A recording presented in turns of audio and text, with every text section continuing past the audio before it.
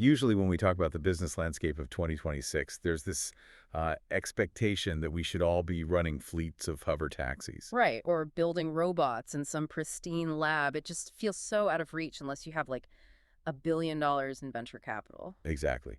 But looking at your notes from our sources today, the blueprints for generating serious revenue for you over the next couple of years, well, it's a lot more grounded. Yeah, it really is less about inventing that hover taxi and, well, more about fixing the digital plumbing. So our mission for this deep dive is to unpack exactly that, Yeah. because there's this incredible sweet spot forming right now. Oh, absolutely. AI is finally a standard tool, but small businesses are, they're completely drowning trying to adopt it. Right, all while consumers are demanding hyper-local convenience. And that middle point, that struggle for adoption, that is where the real margin is. Because Main Street businesses know they need faster appointment booking, right? Yes, automated follow-ups, smarter lead generation, all of it. But they don't want to hire a dedicated engineer just to figure out the API integrations. Okay, let's unpack this for a second. It's essentially like being a translator. Yeah.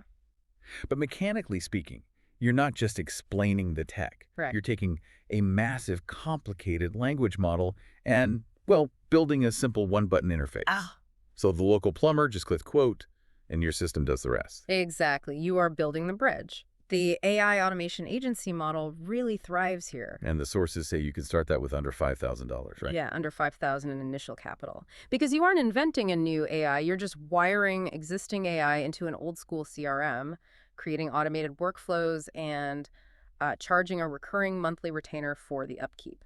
Wow. And then you have the vertical AI sauce play, which is, instead of selling a generic chat widget, you build an AI assistant specifically for, say, real estate agents. Right, an assistant that auto-generates property listings and fields zoning questions from buyers. Yeah, and let's look at the unit economics there.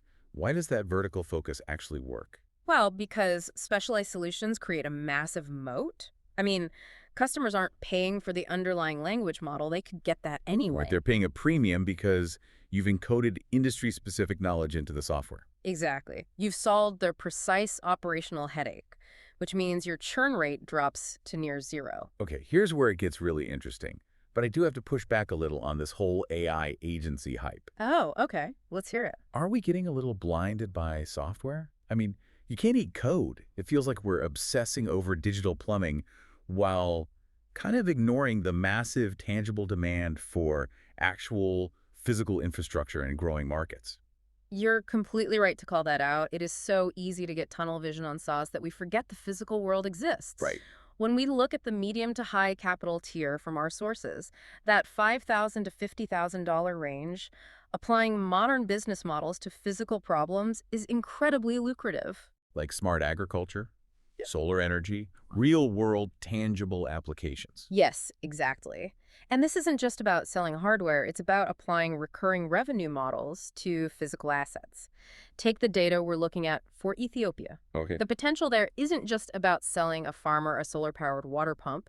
It's about installing that pump and using a micro-SaaS model. Wait, how does that work for a water pump? Well, the farmer pays a smaller, manageable monthly subscription for the energy usage and irrigation automation, and you monitor the whole thing via drones. Oh, wow. So you take the subscription model of a software company and apply it directly to a physical crop yield.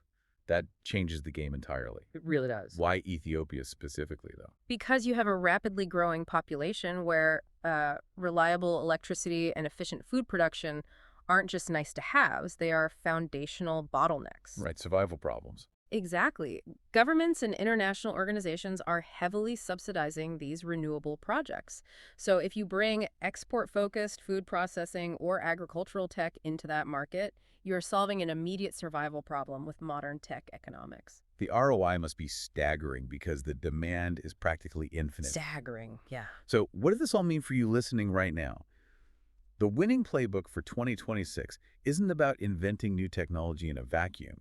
It's about practical application and bridging the gap. Right, whether that means wiring up a one-button AI tool for your local dentist or deploying a subscription-based solar grid for agriculture in an emerging market. It's about matching your specific budget, your operational experience, and your geography to the right blueprint. Exactly. The technology is just the lever. You still have to decide where to place the fulcrum. Which leaves us with one final provocative thought to chew on today. If AI and automation eventually handle all of these basic business processes, from lead generation to crop irrigation, what becomes a company's true competitive advantage? That is the million-dollar question. Right. If the digital and physical plumbing runs perfectly for everyone, will human effort, that messy, creative, unautomatable human touch, actually become a premium luxury commodity?